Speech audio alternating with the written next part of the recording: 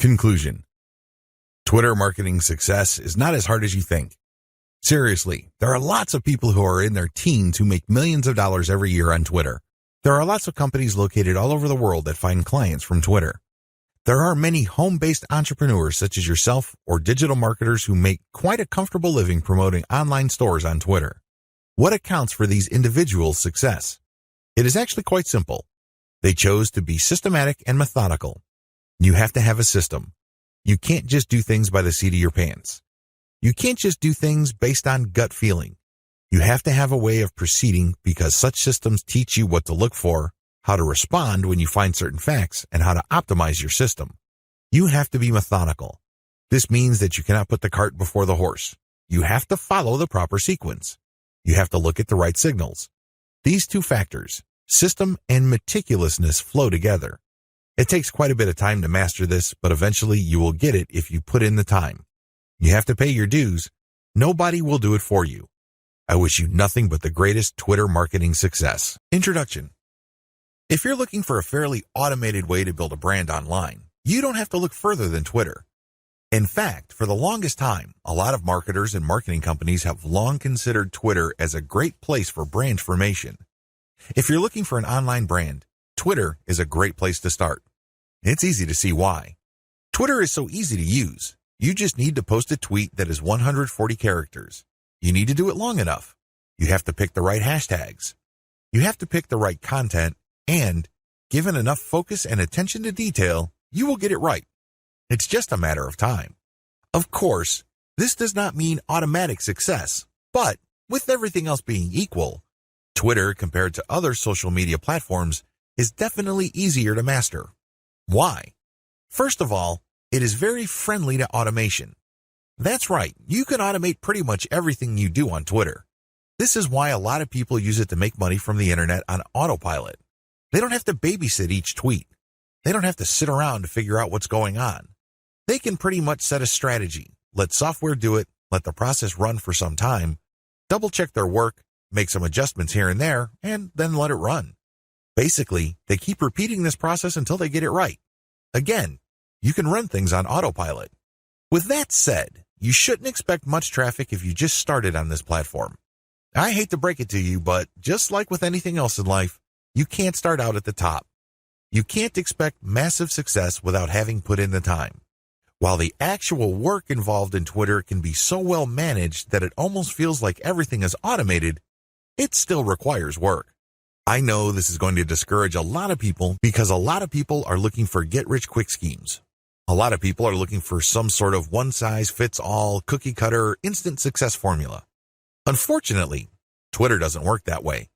It can deliver success pretty much on an automated basis, but you have to pay your dues to get there. Everybody is different. Everybody's situation is different. Everybody's goals are different. This is why you need to put in the time. The good news is if you are able to do that, you will be greatly rewarded by this platform because of certain key features of this system. What is so great about this platform is that it has fairly easy mechanics. It really does. When people use Twitter for the first time, they just tweet away. They just think of things to say, and in 140 characters, they tweet away.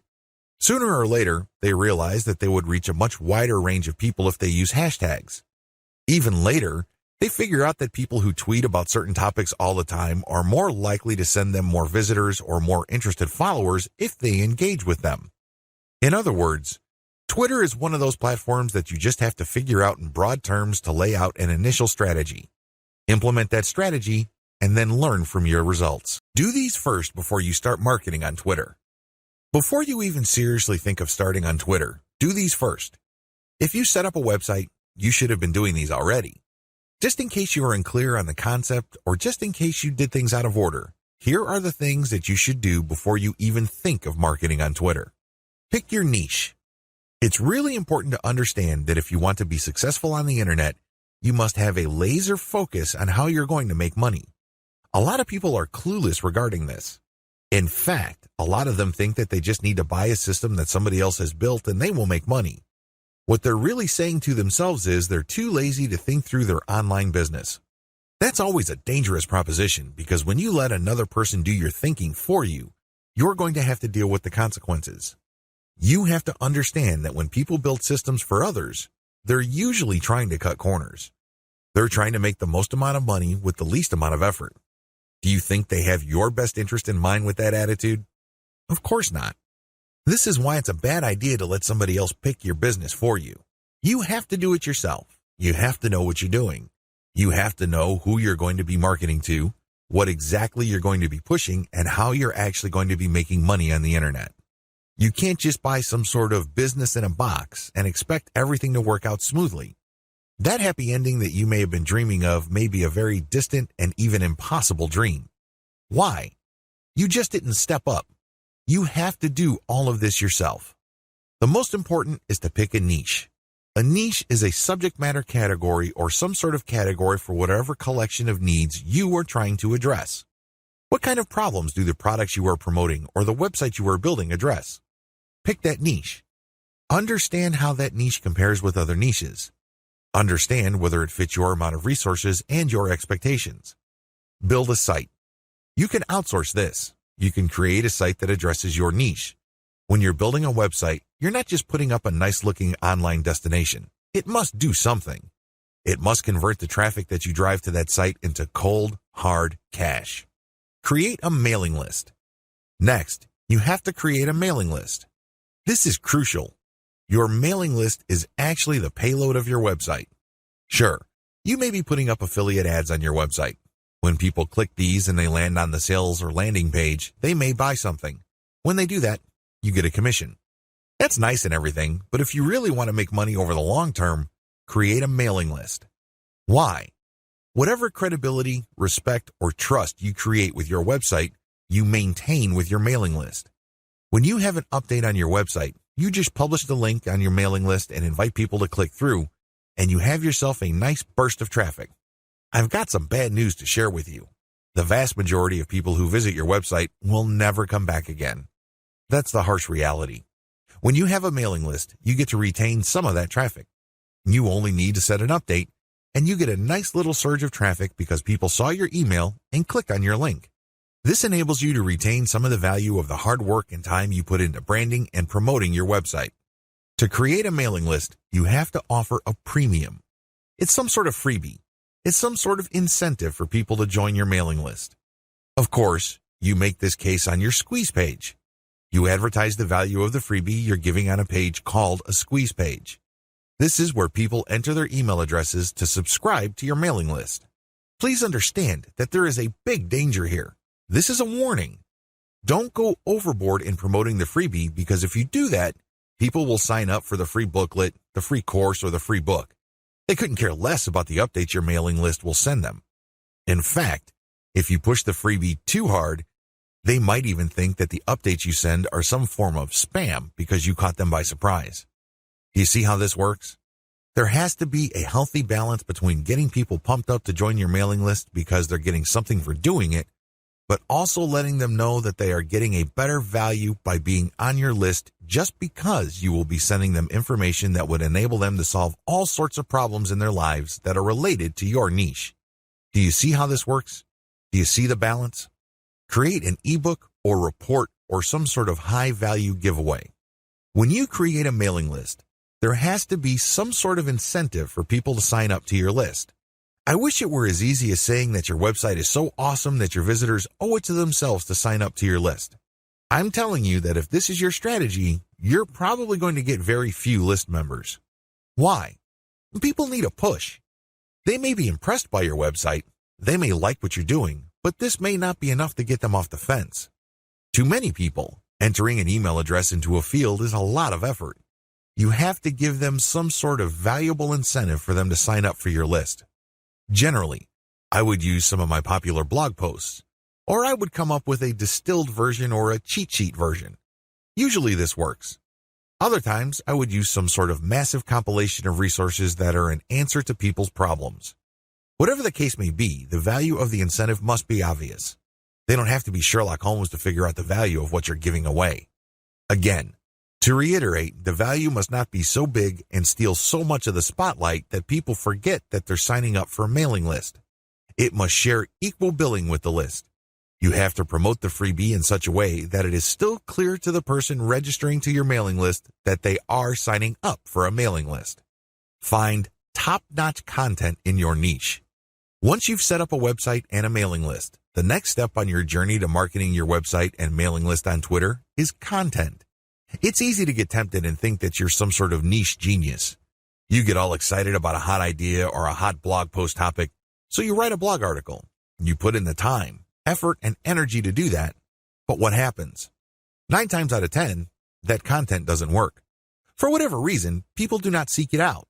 You don't get traffic with it. You're not alone when this happens. The idea of build it and they will come is a dead end. Thankfully, there's a shortcut. Focus on content in your niche that already works. Look at the social media accounts of influential people or companies in your niche. Look at the content they're sharing. Pay attention to how many social signals they get. Do they get a lot of retweets, likes, favorites? Do they get shared a lot on Facebook? Using this objective social signal information, select their best content and reverse engineer it. Reverse engineering top-shelf niche content. Now that you have a clear understanding of what's hot and what's not in your niche, the next step is to reverse engineer your competitors' best content. How do you do this? First of all, you just focus on their topic. If they're talking about a certain personality in your niche, then talk about that person, because obviously the fact that they're getting all this attention from your niche audience means people are truly interested in that personality. However, don't stop there. Come up with something new. Maybe interview that person directly, or maybe take some sort of controversial angle. Maybe you can give more complete information. Whatever the case may be, come up with content that is obviously superior. This is what's going to make your tweets more popular. This is what will speed your branding efforts up. I'm sorry, but if you're just going to offer the same content that everybody in your niche is already offering, there's really no reason the people you're reaching out to should follow you. Think about it. If they think that you're giving them the same stuff as other sites, why go to you? They can easily have gone to those other sites. Draw their attention based on familiar themes. Keep their attention by doing something a bit different. It doesn't have to be much. You don't have to be a hero. You don't have to go overboard. But it has to be different enough. Unfortunately, this is one of those things that you will have to figure out firsthand. You would have to do it through trial and error. You have to learn through trial and error. Set up consistent social media accounts. Now that you have followed the steps above, you can now start setting up your social media accounts. For starters, you should focus on YouTube, Google+, Facebook groups, Facebook pages, Twitter, and maybe Pinterest. Start with these. Later on, you can branch out to other social media platforms like Quora, Instagram, and others. Your social media accounts must be consistent with each other. Your headers must have the same design. Your biography and other text must have similar elements. The key here is to project consistency. Consistency indicates professionalism. You're not just some random person working out of your mom's garage putting up one random website after the other. It can also help you solidify your brand. If you make a good impression on Facebook groups and people click through to your Twitter account and they see similar messaging, they can see that you are consistent, constant, and offer different types of content. This would help them become more comfortable with your brand. This would help them view your brand as more credible. Commit to specialized content on your social media account. Here's the big danger with having many social media accounts. It's very easy to see that a lot of companies put up a presence on many different platforms. That's great and everything because you have many ways of getting new traffic. The problem is they post the same content across the board. This is a problem. When people approach your brand on Twitter, they're looking for content that is slightly different from the content they would expect on Facebook groups, your Facebook fan page, and definitely your YouTube channel. You have to be aware of these different expectations and give them what they're looking for. Oftentimes, this is as simple as the form of content you offer. Obviously, when you're on YouTube, it would suck if you just offer blank videos of somebody reading your articles. That's not going to work. At least bother to use slideshows with the article. Preferably, you should have some sort of video spokesperson who speaks directly to the people during the video.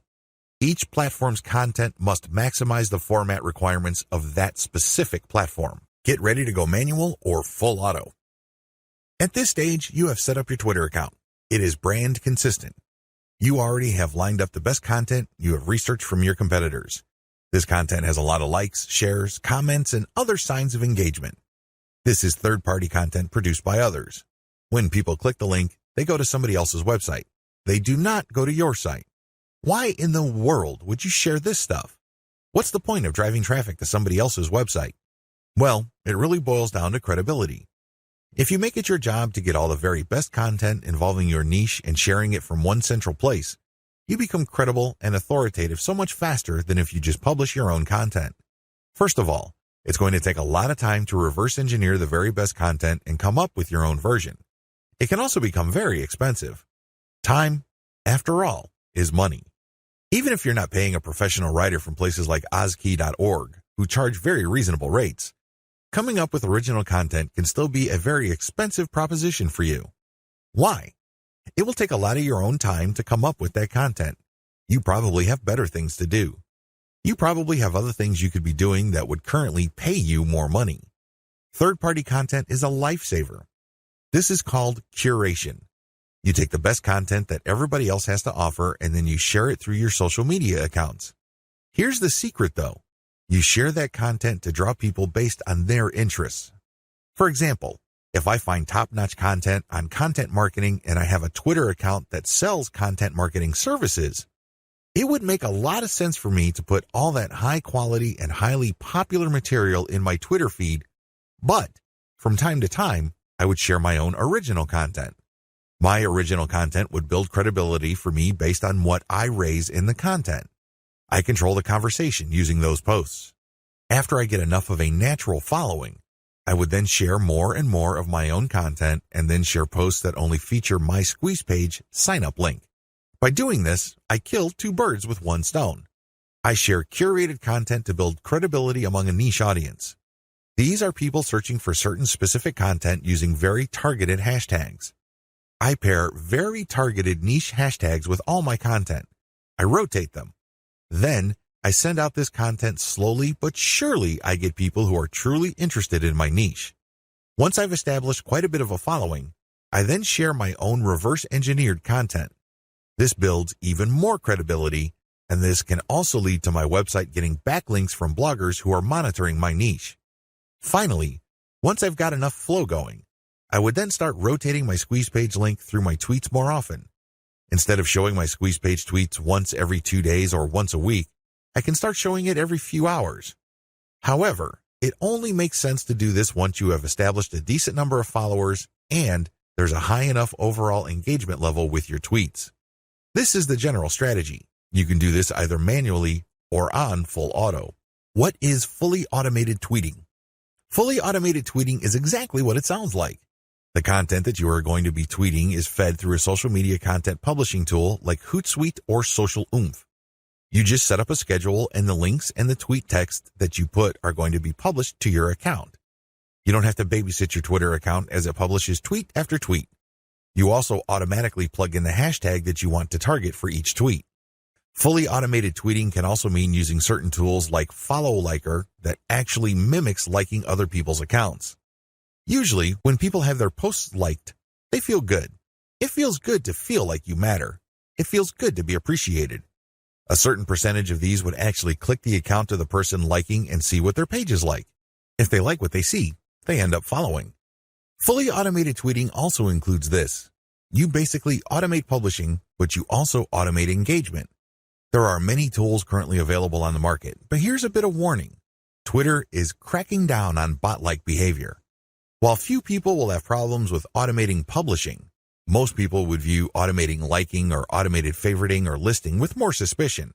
I'm just giving you a heads up because these bots may sooner or later be banned by Twitter. What is purely manual tweeting? You can go the other extreme. The other extreme, of course, is to do everything purely by hand. Not only do you find the very best content by hand, you filter them manually, you post everything manually, you also engage manually. The great thing about this is that you have maximum control. The bad thing about this is you need to have iron discipline to pull this off. What if the vast majority of your actual link clickers live in a different time zone?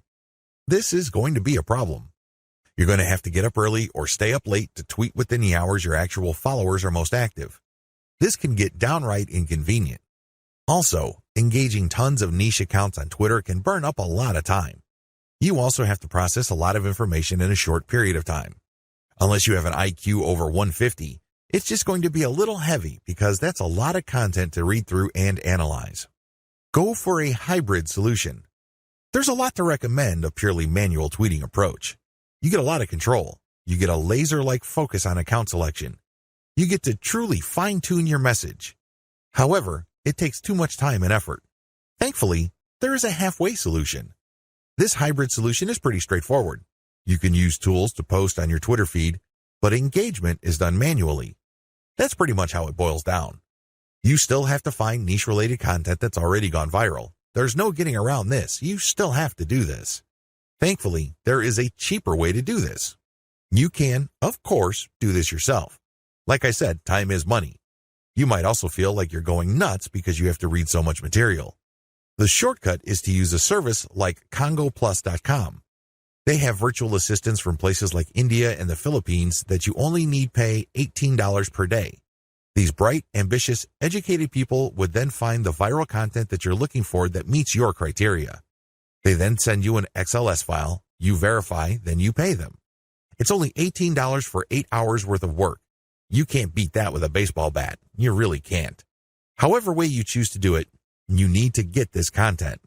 You then look for influence leaders on Twitter that cater to your niche. Again, you can do this yourself or you can hire a virtual assistant to do it for you. The secret is to make sure that they're almost always talking about your niche. Once you are sure about that, you can then look at their content and pay attention to their hashtags. Copy these. You're going to pair these with your tweets. Use an automated tool to publish. Whether you're doing things manually or automatically, use an automated tool to publish. The good news here is that you're not taking blind shots in the dark. When you publish, pair this content, whether it's original or third-party, with hashtags related to your niche. The difference. The big difference is what happens next. When you're using an automated system, you wait for an organic following and then you mix in your squeeze page links and your content links. You then use some sort of tool to mimic engagement.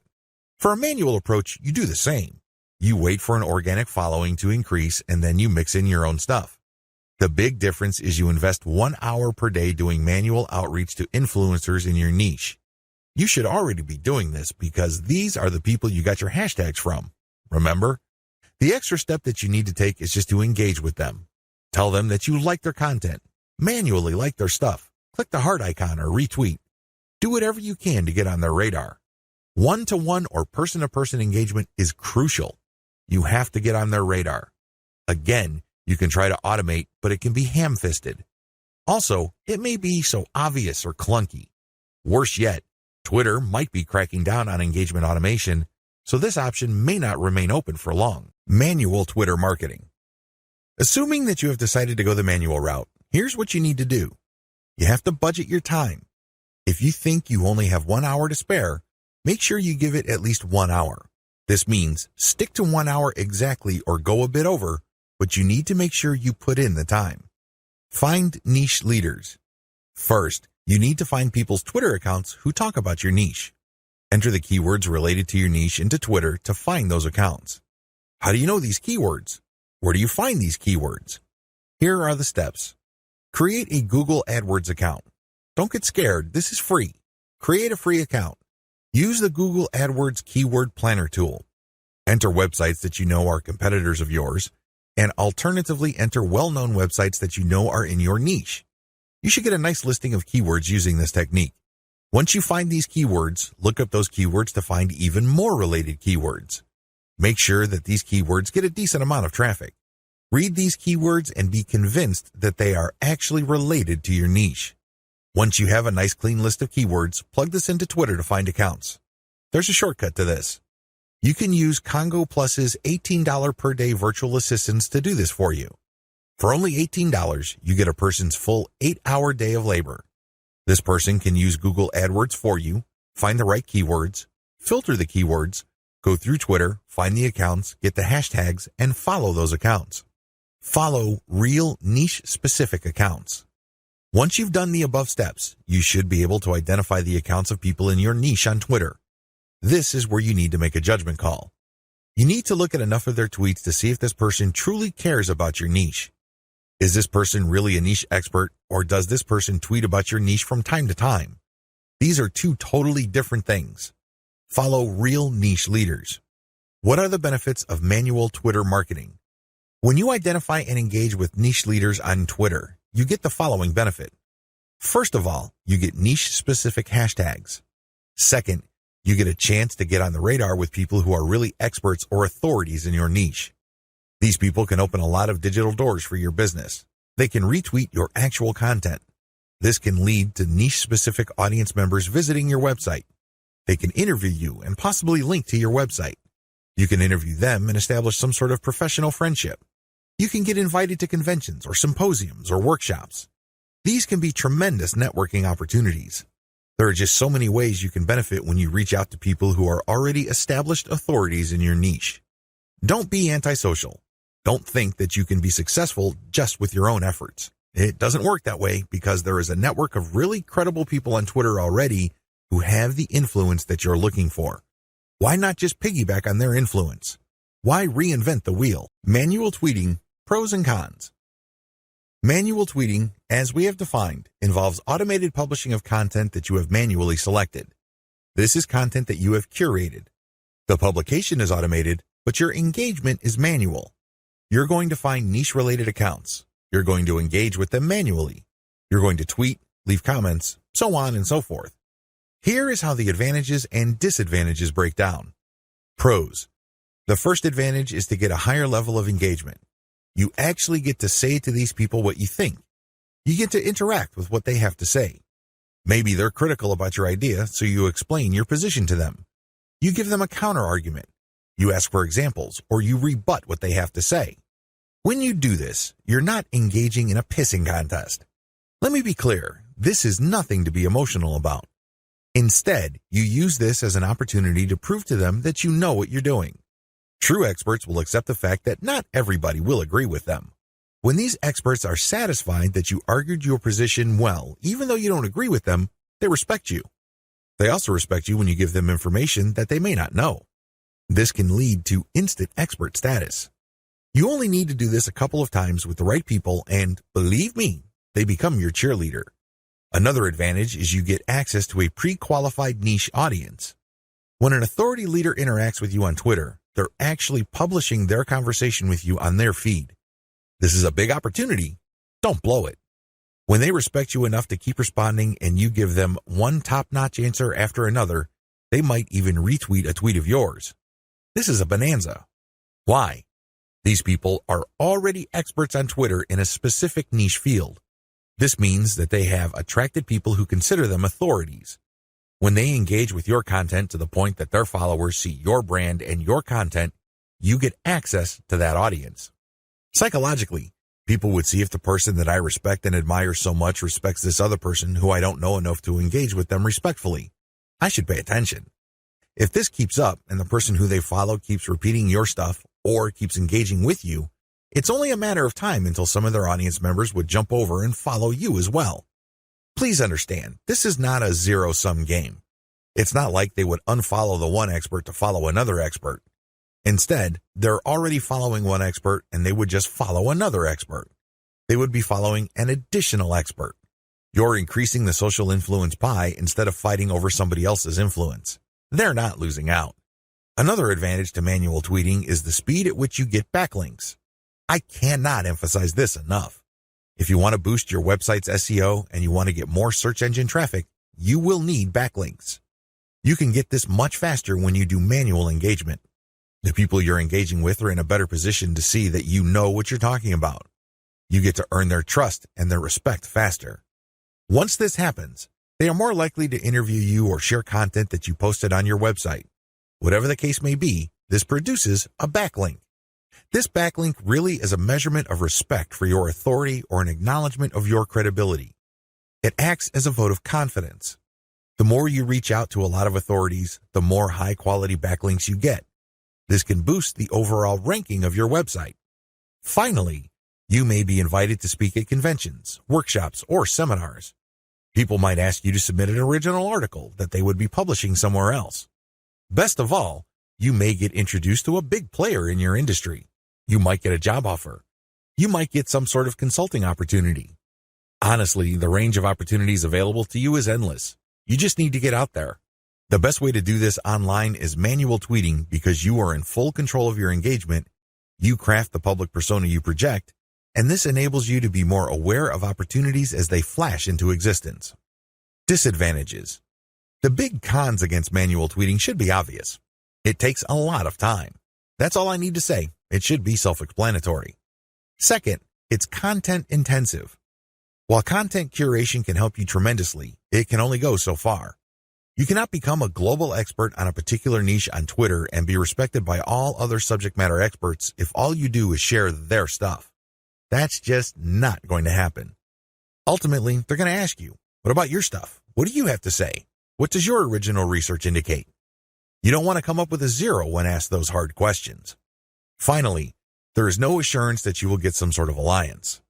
I hate to say it, but certain niches really don't get much coverage on Twitter. You might be able to interact with a high level of niche authorities on Twitter, but that doesn't necessarily mean that they operate blogs that can then link to you. Still, on balance, manual tweeting on Twitter delivers more benefits than its costs. Manual Twitter follower generation. How do you generate followers organically on Twitter using a manual technique? It's as basic as finding niche-specific accounts and finding their followers. Follow these niche-specific accounts, but pay attention to their followers. Follow followers who you know are truly interested in your niche. This requires research. You actually have to look at their tweets or look at the stuff that they're retweeting. Once you see a pattern and it is niche-related, follow these follower accounts. I know this is simple, but it's also effective. How to find the right niche influence leaders on Twitter. At this point, it should be fairly clear that you need to follow the right people on Twitter. Otherwise, the tips I've shared with you will not work. If you're just going to follow random people on Twitter, you don't know who you're influencing. In fact, you don't even know if you're influencing them at all. You have to understand that on Twitter, some people generally follow a general rule. If you follow me, I follow you. Nowhere in this does it say they're actually interested in what you have to say. That's a big problem. If you attract the wrong following, you're not going to get many results from Twitter marketing. In fact, the results you get would be the same as if you did not do Twitter marketing at all. That's a waste of time. You need to find real people. You also need to find real influential people. This isn't bad enough. You need to find real influential people in your niche. How do you do this? Here's my step-by-step guide. Pay attention to their biography. Look at their bio. Is it on point? Does it indicate the persona of a person who is truly interested in your niche? This is crucial. If there are no niche-related keywords there, or it's not obvious that this person is part of your target demographic, and it's not some sort of passionate or credible enough authority in your niche, then this is probably the wrong person. You may be barking up the wrong tree. Look at their follower-to-following ratio. This ratio is simple. Look at the number of people this person follows and look at the number of people following this person. If this person's followers greatly outnumber the accounts this person is following, chances are this is a real account. It is not some bot that is fully automated. Instead, this person actually has influence because for how many people he or she is following, he is followed by hundreds, if not thousands of more people. This is very important. If it turns out that the number of people following this person is pretty much the same as the number of persons he is following, it's probably not a good idea to follow that person. This person is probably just using some sort of software to take advantage of the fact that when you follow people, they follow you back. Some of them follow you back. Pay attention to their level of engagement. Look at the stuff that they talk about. Pay attention to their tweets.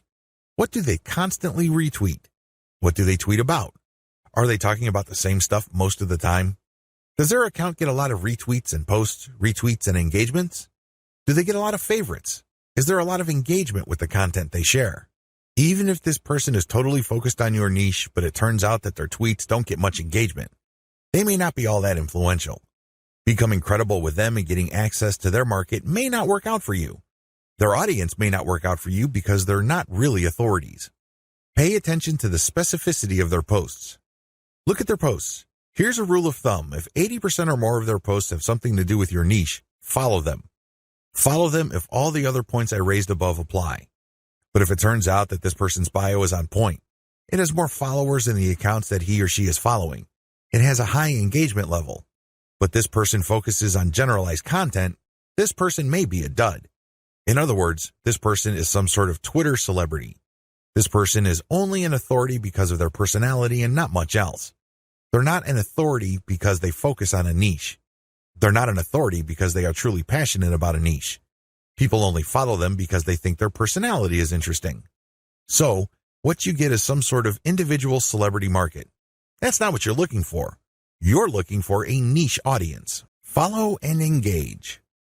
So, what do you do when you find a niche-specific and truly authoritative account on Twitter? First of all, they have to meet all the criteria listed in video 5. Assuming they pass with flying colors, you follow them. Don't stop there. This is just the beginning. Once you follow them, you engage. Now, a lot of people have all sorts of misconceptions regarding what engagement means. Some people think that if they just click the heart button that they are engaging. They think that if they retweet that they are engaging. No, it goes beyond that. You actually have to engage in a one-to-one conversation with the person tweeting. You click the reply button. I'm not talking about the direct message button. I'm talking about the reply button. Here's where it gets a little tricky. You can't just use a stock answer like, hey, good post, or you're a genius. I admire you. I love you. No, that doesn't work. Those are worthless. Why? And true authorities get those all the time. They're credible. They know what they're talking about. So they get a lot of, hey, good post. You're a smart guy. You're a genius. So what? They get those all the time. You're not going to stand out. Remember, the whole point of engagement is to get on their radar. You want them to notice you. This is all but impossible if you're doing the exact same thing everybody else is doing. Everybody thinks that they're a genius already.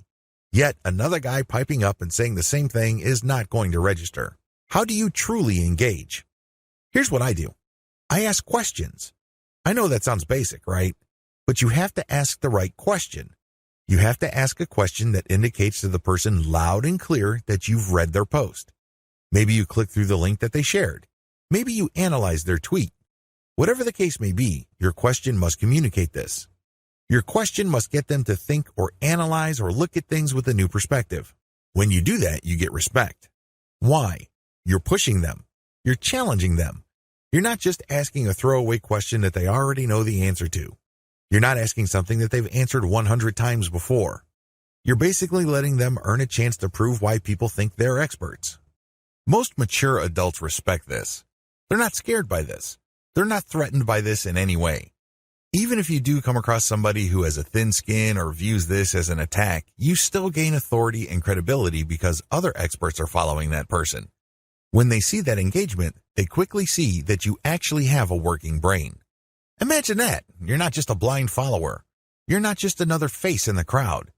This makes you stand out, even if the expert that you are asking questions to reacts in a negative way. It's on them. It's not on you because you're just asking a question. Of course, you have to ask in a respectful way. You cannot use loaded questions like, when did you stop beating your wife? Or how was it the first time you got hooked on drugs? You see where I'm coming from? Don't ask those types of questions. Discuss controversial points. Another way to get on people's radars is to focus on controversy. Now, please, don't mistake this for being a troll. I'm not saying that you're going to create artificial controversies. I'm not talking about stoking divisive issues. I'm not talking about any of that. You see, in any kind of subject, there will always be two sides. This applies to niche subjects as well. There's always the conventional wisdom, and then there is everything else. What if there are techniques or approaches or strategies that would get better results? For some reason or other, these are just not talked about. For some reason or other, these are kept under the rug. When you discuss these or raise these with experts, this highlights that you, yourself, are an expert. After all, if you fully explain these or fully describe these accurately, you are basically lecturing in an underhanded way people who are reading your tweets. You're letting them know of something that they may not have heard about. You are hinting at a body of knowledge that either they're trying to run away from or they may have an unclear understanding of. The fact that you tease this information communicates to them in a clear way that you are some sort of expert. Let's put it this way. You stand out from the crowd, and you're not just this random person saying, hey, good post, or you're a genius, or what do you think about this topic which has been raised millions of times before? Whatever you do, focus on real engagement. This is the bottom line. Real engagement means real person-to-person contact. This means picking somebody's brain. This means sharing information on a real profound personal level. This may not be always comfortable. It definitely is not always convenient, but it's absolutely necessary. You have to reach out. You have to engage. You have to communicate. You have to get the point across.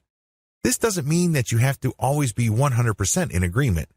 However, it means that you do have to always be 100% respectful. I know this is hard to do if the person you are engaging would feel threatened or get soft on you in the worst way. It's very tempting to fight back. It's very tempting to push back. Fight fire with fire, right? Well, here's the thing. If they act in a very unprofessional way and you keep your cool, who wins? Your brand wins. People start seeing you as an authority. People start seeing you as an alternative. This is how you get on the radar. Either things work smoothly and they agree with you and will love to help you, or things don't work out. When things don't work out, you can still win. How? Through your professionalism. You just have to control your emotions. Twitter is notorious for flame wars, troll attacks, and all sorts of hassles. But if you're able to keep your head together and focus on what you're trying to accomplish, things will work out for the best. What happens when you reach high engagement levels? A lot of people who are getting on Twitter measure their success based on three things. One, according to one school, you measure your success based on how much raw traffic you can pull from Twitter. Ultimately, this is the right answer because, at the end of the day, you need traffic to get conversions. There's no way around this fact. You can talk a big game about branding. You can talk a good game about becoming an authority. This is all well and good, but until and unless they translate to real traffic, you're not going to make money. You have to get real visitors to make money on the internet. But using this metric as your sole metric is going to be a problem. Why? Normally, you have to build a very high level of engagement and high level of authority for you to get a sizable volume of direct traffic from Twitter. The good news is that the traffic that you do tend to get would be qualified traffic. These are people who are not curiosity seekers. These are people who have nothing else better to do than to click random links. These are usually people who are interested in whatever it is you are saying, and by extension, whatever it is you are promoting. Another way to measure success on Twitter is the number of retweets you get. Again, this is good because it ultimately leads to traffic. However, in itself, it doesn't really lead to much. The same applies to people clicking the heart button that they like your stuff. They favorite your stuff. That is all good. It definitely is a great boost to the ego. But until it translates to traffic, it's really not worth much. Here's my answer. The obvious answer, of course, is traffic. But before we get to traffic focus on engagement level, try to get your engagement levels up. This means people are paying attention. This means people view you as an actual credible and authoritative expert. This means influence. If you have high engagement levels, a lot of things open up for you. These are tremendous opportunities that can take your business to the next level. First, you can pitch influential Twitter accounts for guest posts. If you get a lot of engagement from their accounts and then they're constantly retweeting you and constantly clicking the heart icon, and it means that they become your fans, this is an indication that there is an actual organic community that grew up around your content. This is a good thing, but just by itself, it doesn't really mean much. You have to convert it. You have to transform it into a usable form in one of the most useful forms of this. Usual payouts of this level of influence with influencers are to pitch them for guest posts. Now, of course, this means that they have to have a blog that's credible and has great SEO value in their niche. But assuming that's true, pitch them for guest posts. Don't be shy. It doesn't hurt to ask if they say no the first time. Continue to engage with them. Be a buddy. Challenge them. Test them.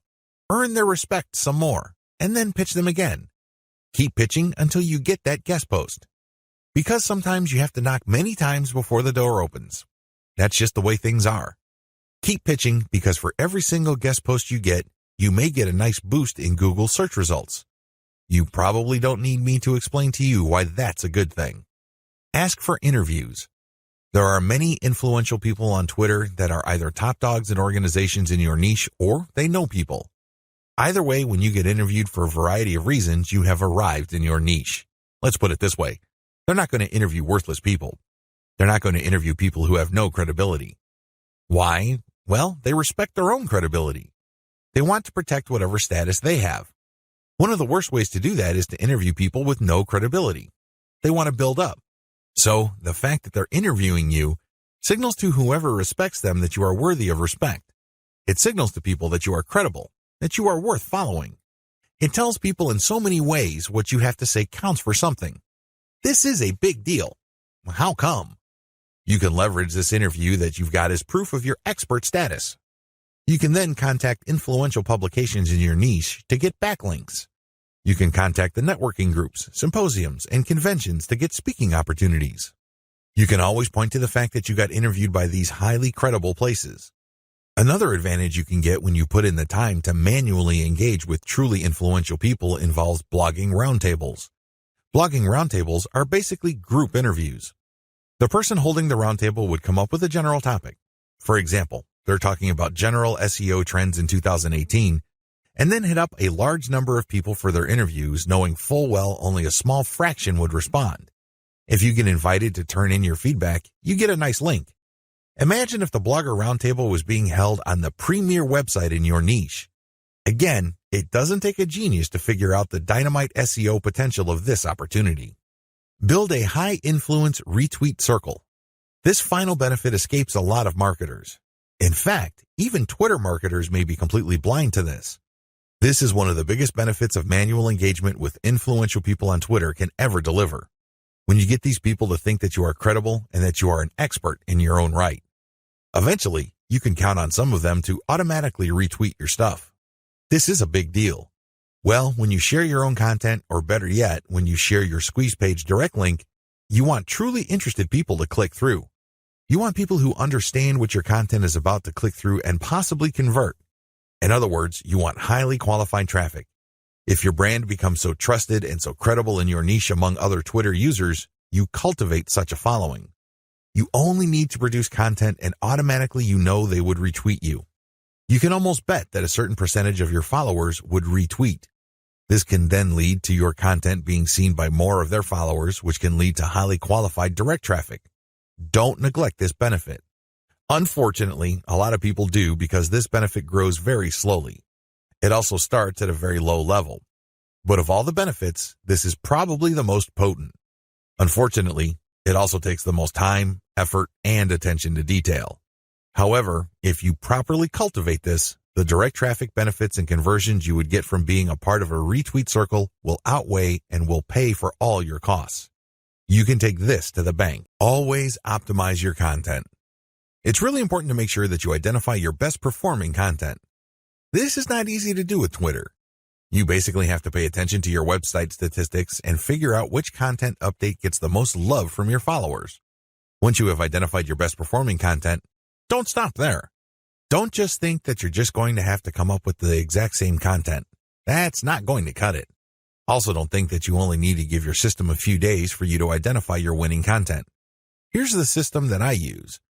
Regardless of whether you are completely automating your system or you're manually doing engagements, you need to do the following as far as content optimization goes on Twitter. Step 1. Start with randomly selected content. Now, please understand that this content must be top content. Look at the reverse engineering section that I mentioned earlier in this training. You should know how to spot objectively good content. Once you're able to do that, create a massive list of all that type of content and then randomly select this content and publish it on your Twitter feed. Again, you can use Hootsuite or Social Oomph or some other content scheduling software. Let this piece of content run until a few weeks pass. Step 2. Review your results. If you give the system enough time to tweet and keep republishing stuff that you have tweeted before, certain patterns should emerge. With enough time, you will get rid of false positives. These are content types or themes that you think are winners. It turns out that they're statistical flukes. Their success, statistically speaking, is just coincidental. With a few weeks, however, of running time, you should get a clear understanding of which of your content are real winners. Step 3. Focus on what works. At this stage, you should have a clear understanding of what truly works. These tweets are no joke. If you tweet this type of content, you can rest assured you will get quite a bit of engagement and click-through from your Twitter feed.